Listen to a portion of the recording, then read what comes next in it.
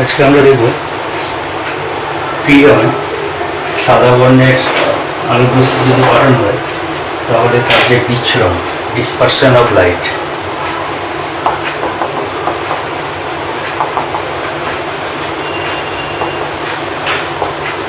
প্রিজমে আলোর বিচ্ছুরণ। ধরো কোনো একটা প্রিজম নেওয়া হয়েছে, প্রিজমের মধ্যে দিয়ে সাদা বর্ণের যদি আলোকরশ্মি পাঠানো হয়, সাদা বর্ণের আলোকরশ্মি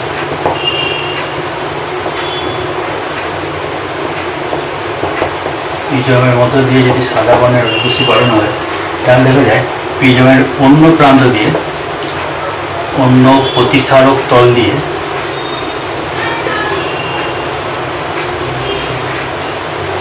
সাতটা বর্ণের আলোকরশ্মি বের হয়। সব থেকে নিচে থাকে কোনটা? ভায়োলেট, ভিজিওর। সব থেকে নিচে কোনটা থাকে? নিচে থাকে সব থেকে নিচে থাকে ভায়োলেট, আর উপরে থাকে রেড। সব থেকে নিচে থাকে বেগুনি, আর উপরে থাকে লাল।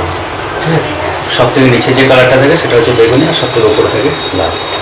এই যে ঘটনাটা, সাদা বর্ণের আলোকরশ্মি সাতটা বর্ণে ভেঙে যাওয়ার যে ঘটনা, এটাকে বলা হয় বিচ্ছুরণ। ঠিক আছে, সাদা বর্ণের আলোকরশ্মি সাতটা বর্ণে ভেঙে যাওয়ার ঘটনা, এটা হচ্ছে ঘটনা। একটা ঘটনাটাকে বলা হয় বিচ্ছুরণ। ঠিক আছে, সাদা বর্ণের আলোকরশ্মির এই সাতটা বর্ণে ভেঙে যাওয়ার ঘটনাটাকে বলা হয় বিচ্ছুরণ। ঠিক আছে, আচ্ছা এইটাই কি বলে? এখানে যদি আমরা একটা পর্দা রেখে দিই, সেই পর্দাতে এই সাতটা বর্ণের আলোকরশ্মি ফুটে উঠবে। এটা একটা পর্দা, পর্দাতে যদি আমরা পর্দা রেখে দিই তাহলে পর্দাতে আমরা সাতটা বর্ণের আলোকরশ্মি পাবো। তো সাতটা বর্ণে যে আলোককণি তৈরি হচ্ছে একে বলা হয় বর্ণালী। সাতটি বর্ণের যে আলোকপটি, সাতটি বর্ণে যে আলোকপটি তৈরি হয় একে বলা হয় বর্ণালী। ঠিক আছে, সাতটা বর্ণে যে আলোকপটি তৈরি হচ্ছে তাকে বলা হয় বর্ণালী। আচ্ছা, এই বর্ণালী আবার দু রকমের হয়। বর্ণালী আবার দু রকমের, একটাকে বলা হয় শুদ্ধ বর্ণালী, আর একটাকে বলে অশুদ্ধ বর্ণালী। ঠিক আছে, সব পজ করবে, পজ করে নিয়ে সবটা তুলে নেবে। হয়েছে? আচ্ছা, এবার দেখো শুদ্ধ বর্ণালী কাকে বলবো? যে আলোকপটিতে সাতটি বর্ণের যে আলোকপটি, এই যে সাতটা বর্ণের আলোকপটি, এগুলো স্পষ্ট এবং পৃথকভাবে দেখা যায়।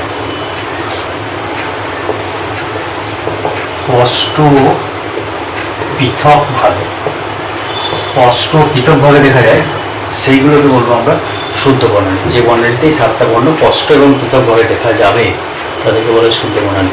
আর যেখানে এই সাতটি বর্ণ স্পষ্ট পৃথকভাবে দেখা যাবে না তাকে আমরা বলবো যাবে না। ঠিক আছে, তাকে আমরা বলবো অশুদ্ধ বর্ণালী। ঠিক আছে, আচ্ছা, সাতটা বর্ণ যদি স্পষ্ট করে দেখতে পাওয়া যায় তাহলে শুদ্ধ বর্ণালী, আর অশুদ্ধ বর্ণালী যদি স্পষ্ট করে দেখতে না পাওয়া যায়, আমরা যে রামধনু বলি আর কি, রামধনু বা রংধনু যেটাকে বলে এখন, সেটা হচ্ছে একটা অশুদ্ধ বর্ণালীর প্রাকৃতিক দৃষ্টান্ত। এটা খুব ইম্পর্টেন্ট কোশ্চেন একটা, যে একটি অশুদ্ধ বর্ণালীর প্রাকৃতিক দৃষ্টান্ত। অশুদ্ধ বর্ণালীর প্রাকৃতিক দৃষ্টান্ত খুব ইম্পর্টেন্ট কোশ্চেন, অনেকবার আছে। রংধনু বা আগে যেটাকে বলা হতো রামধনু। ঠিক আছে, এটাকে বলা হচ্ছে অশুদ্ধ বর্ণালীর একটা প্রাকৃতিক দৃষ্টান্ত। অথবা আরো অনেক রকমভাবে দেখা যায়। জলের উপর যদি তেল ফেটে দেওয়া হয় এক ফোঁটা, তাহলে সেই সূর্যের আলোতে সে দেখতে পাওয়া যায় তাহলে চারিদিকে সাতটা বর্ণের আলোকপটি তৈরি হচ্ছে, সেটা হচ্ছে অশুদ্ধ বর্ণালীর উদাহরণ। ঠিক আছে, হয়েছে? পজ করবে, লিখে নেবে। ঠিক আছে, ঠিক আছে।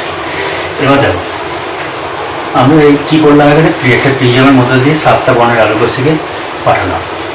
প্রিজমের মধ্য দিয়ে 7টা বর্ণের যে আলোকরশ্মি, সেই প্রিজমের মধ্য দিয়ে সাদা বর্ণের আলোকরশ্মি পাঠানোর ফলে আমরা যে 7টা বর্ণের আলোকরশ্মি পেয়েছি, তার মধ্যে একটা ইন্টারেস্টিং ব্যাপার যেটা ঘটেছে সেটা কি, প্রিজমের মধ্য দিয়ে সাদা বর্ণের আলোকরশ্মি পাঠিয়েছি সাদা, আর এদিকে যেগুলো পেয়েছি সব থেকে নিচে যে কালারটা আছে সেটা হচ্ছে বেগুনি, আর সব থেকে ওপরে যেটা আছে সেটা হচ্ছে লাল।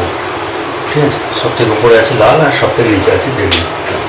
আচ্ছা, আমরা যদি তরঙ্গ দৈর্ঘ্যগুলো দেখি, লাল থেকে বেগুনি, লাল বর্ণের তরঙ্গ দৈর্ঘ্য হচ্ছে প্রায় 8000 অ্যাংস্ট্রমের মতো, এটা মনে রাখতে হবে। ঠিক আছে, তার নিচে পরপর আসছে সব থেকে কম তরঙ্গ দৈর্ঘ্যের আলোকরশ্মি হচ্ছে বেগুনি, বেগুনির তরঙ্গ দৈর্ঘ্য 4000। ঠিক আছে, এর মাঝখানে বাকিগুলো আছে, যেমন বেনি, আসহ, কলা, হলুদ যে কালারটা, হলুদ কালারটা হচ্ছে প্রায় 6000 অ্যাংস্ট্রমের মতো, অ্যাপ্রক্সিমেটলি, সবগুলো অ্যাপ্রক্সিমেটলি। মধ্যবর্ণ অনেক সময় বলে, উপস্থিতটা দিতে পারে মধ্যবর্ণ, প্রায় হলুদটাকে বলা হয় মধ্যবর্ণ। আর সব থেকে বেশি তরঙ্গ দৈর্ঘ্য হচ্ছে 8000 অ্যাংস্ট্রম, লাল বেশি তরঙ্গ দৈর্ঘ্য, আর হচ্ছে বেগুনি হচ্ছে সব থেকে কম তরঙ্গ দৈর্ঘ্য। আচ্ছা, এখানে আর একটা জিনিস মনে রাখবে, তরঙ্গ দৈর্ঘ্য, কিন্তু এটা কি, এটা হচ্ছে তরঙ্গ দৈর্ঘ্য। ঠিক আছে, অ্যাংস্ট্রম মানে নিশ্চয়ই জানো যে 1 অ্যাংস্ট্রম সমান 10⁻⁸ সেন্টিমিটার বা 10⁻⁻10 মিটার। ঠিক আছে, এটা হচ্ছে তরঙ্গ দৈর্ঘ্য। সব থেকে বেশি তরঙ্গ দৈর্ঘ্য হচ্ছে 8000 অ্যাংস্ট্রম। যার তরঙ্গ দৈর্ঘ্য বেশি তার শক্তির পরিমাণটা কম, যার তরঙ্গ দৈর্ঘ্য কম তার মধ্যে শক্তির পরিমাণটা বেশি। প্রত্যেকে আমরা পেলাম, আমাদের একটা শক্তির ইকুয়েশন আছে, E=H নিউ,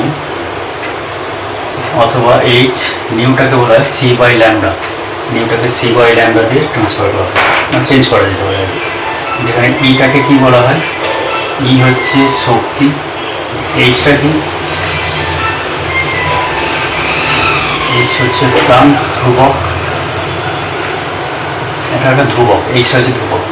নিউটা কি, নিউ হচ্ছে কম্পাঙ্ক। ঠিক আছে, আবার এই ইকুয়েশন আবার চেঞ্জ করে দিই, এইচটা যা আছে ঠিক আছে, আবার নিউটাকে চেঞ্জ করে দিই C/λ। সিটা কি, সি হচ্ছে আলোর বেগ, আর ল্যামডাটা কি, ল্যামডা হচ্ছে তরঙ্গ দৈর্ঘ্য।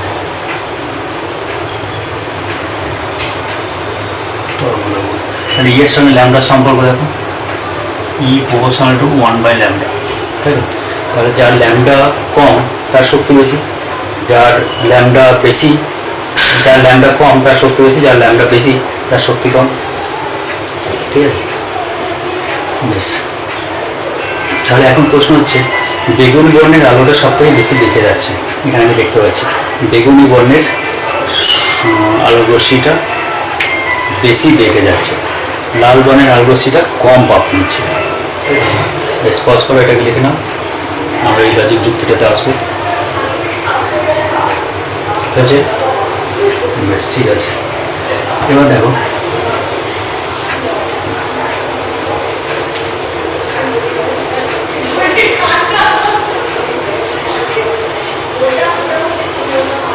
আমরা যেটা দেখছিলাম যে একটা প্রিজমের মধ্য দিয়ে সাদা বর্ণের আলোকরশ্মি পাঠালে, সাদা আলোকরশ্মি পাঠালে সব থেকে বেশি বেঁকে যাচ্ছে কোনটা, সব থেকে বেশি বেঁকে যাচ্ছে বেগুনি, আর সব থেকে কম বাঁক নিচ্ছে যেটা সেটা হচ্ছে লাল।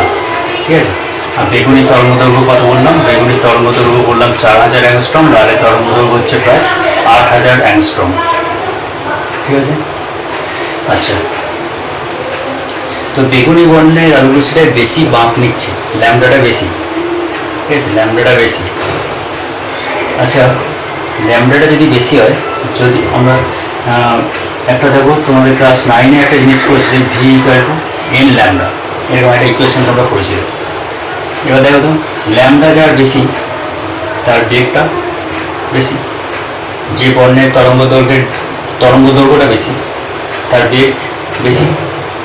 তাহলে লাল বর্ণের তরঙ্গ দৈর্ঘ্য বেশি, তাই তো, তাহলে তার বেগও বেশি। তার velocity of red colour is greater than velocity of violet colour. ঠিক আছে,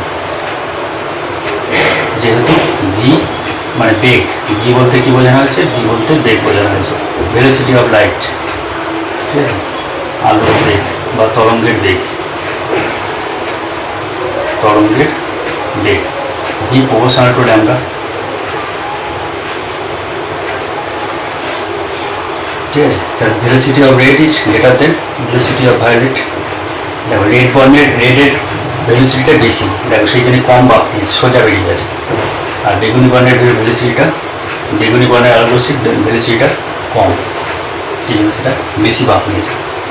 এই লাল বর্ণের যেহেতু ভেলোসিটিটা বেশি, বেগ বেশি, সেই জন্য কী করা হয়, লাল বর্ণের আলোকরশ্মিটাকে বিপদ সংকেত হিসাবে ব্যবহার করা হয়। লাল বর্ণের আলো বিপদ সংকেত হিসাবে ব্যবহার করে। তার কারণটা কি, কারণ লাল বর্ণের বেগ বেশি, বেগ বেশি হলে কী হবে, অনেক দূর থেকে আগে চোখ পড়বে।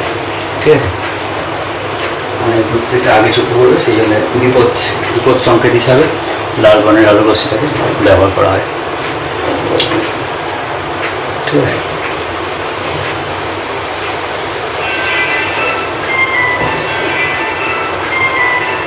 পজ করবে, লিখে নেবে।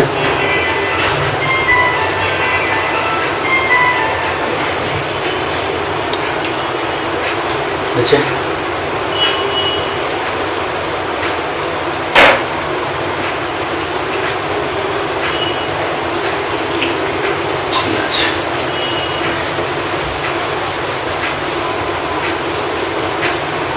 আচ্ছা, একটা কোশ্চেন আছে এরকম যে, নিচে ধরো একটা মাধ্যম আছে, ঠিক আছে, নিচে একখানা মাধ্যম আছে, এটা ধরো ঘন মাধ্যম, স্বচ্ছ অবশ্যই হতে হবে, স্বচ্ছ নাহলে আলোকরশ্মি বোঝা যাবে না। স্বচ্ছ মাধ্যম, উপরটা হচ্ছে লঘু মাধ্যম।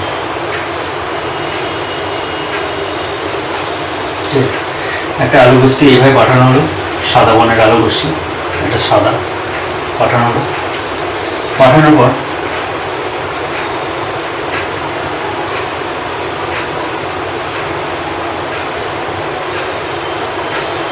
সাদা বর্ণের আলোকরশ্মি এলো, এটা হচ্ছে বিভেদ তল,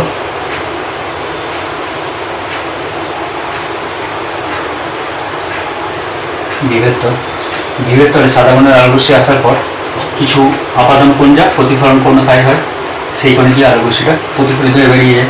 ঠিক আছে, কিছুটা পরিমাণ আলোকরশ্মি প্রতিফলিত হয়ে বেরিয়ে যায়, এটা হচ্ছে প্রতিফলন হবে,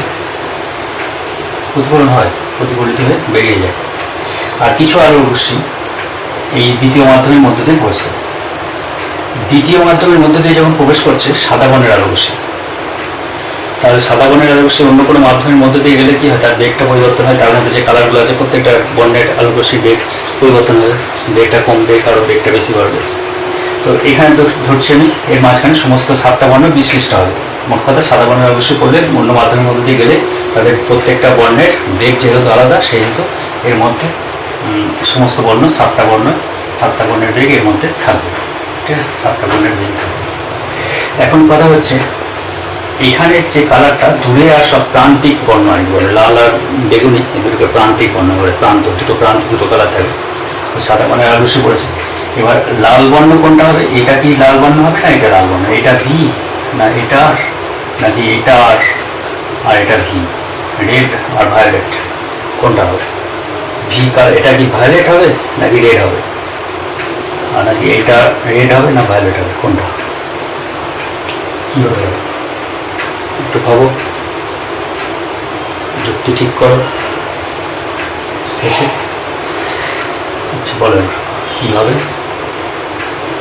দেখো একটু আগে আমি বললাম যে যার বেগ বেশি অন্য কোনো মাধ্যমের মধ্যে যাওয়ার সময় যার তরঙ্গ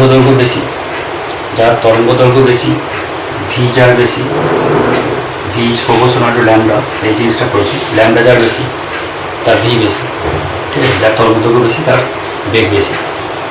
তো সে কম বাঁকতে হবে, আর যার বেগ কম সে বেশি বাঁকতে হবে। তাহলে বেশি বাঁক কে নিয়েছে, এখানকার জিরো সিরে সে বেশি বাঁক নিয়েছে, তার মানে এটা বেশি বাঁক নিয়েছে, মানে কি তার তরঙ্গ দৈর্ঘ্যটা যা V equal to N lambda, যার তরঙ্গ দৈর্ঘ্য বেশি তার বেগ বেশি, তাহলে বেগ বেশি হলে সে সোজা বেরিয়ে যাবে, অর্থাৎ সোজা যে কে বেরিয়ে যাবে, সোজা বেরিয়ে যাবে রেড কালার। আর যার বেগ কম সে কী হবে, সে বেশি বাঁক নেবে, তাহলে এটা হচ্ছে ভায়োলেট, এটা হবে, ঠিক আছে। এরকম অপশান থাকতেই পারে পরীক্ষার কোশ্চেনে, তিনটে ঘটনাই ঘটবে একসঙ্গে, তিনটে ঘটনাই ঘটবে। আমরা এটা অনেক সময় মানে এই যে প্রতিফলিত হচ্ছে আলোকরশ্মি, সাদা বর্ণের আলোকরশ্মি পড়লো, পর প্রতিফলিত তো হবেই, কিছু পরিমাণে আলোকরশ্মি প্রতিফলিত হবেই, একমাত্র আভ্যন্তরীণ পূর্ণ প্রতিফলনের টোটাল রিফ্লেকশন একমাত্র হচ্ছে তোমার আভ্যন্তরীণ পূর্ণ প্রতিফলনের ক্ষেত্রে সম্পূর্ণভাবে প্রতিফলিত হয়ে ফিরে আসে, ঠিক আছে। আর অন্য যে কোনো ক্ষেত্রে কিছু পরিমাণে আলোকরশ্মি সবসময় প্রতিফলন হবে, যে কোনো বিভাগ তলে কিছু পরিমাণে আলোকরশ্মি সবসময় প্রতিফলন হবে, আর বাকি আলোকরশ্মি অন্য কোনো মাধ্যমের মধ্যে, অন্য যদি স্বচ্ছ মাধ্যম হয় তাহলে তার মধ্যে দিয়ে প্রবেশ করবে, ঠিক আছে।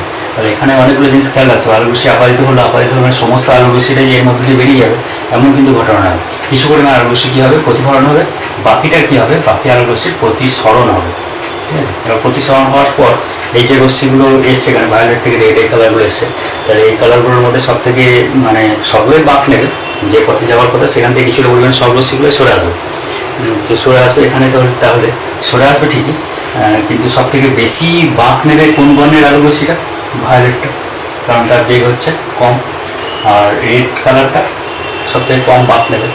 তাই উদাহরণ আমরা পেলে লিখলাম যে বর্ণের বেগ বেশি তাকেই আমরা বিপদ সংকেত হিসাবে লাল বর্ণটাকে যেহেতু বিপদ সংকেত হিসাবে আমরা ব্যবহার করে থাকি, ঠিক আছে। বেশ, এটাকে একটু নোট করে রাখো, বেশ থাক আজকে।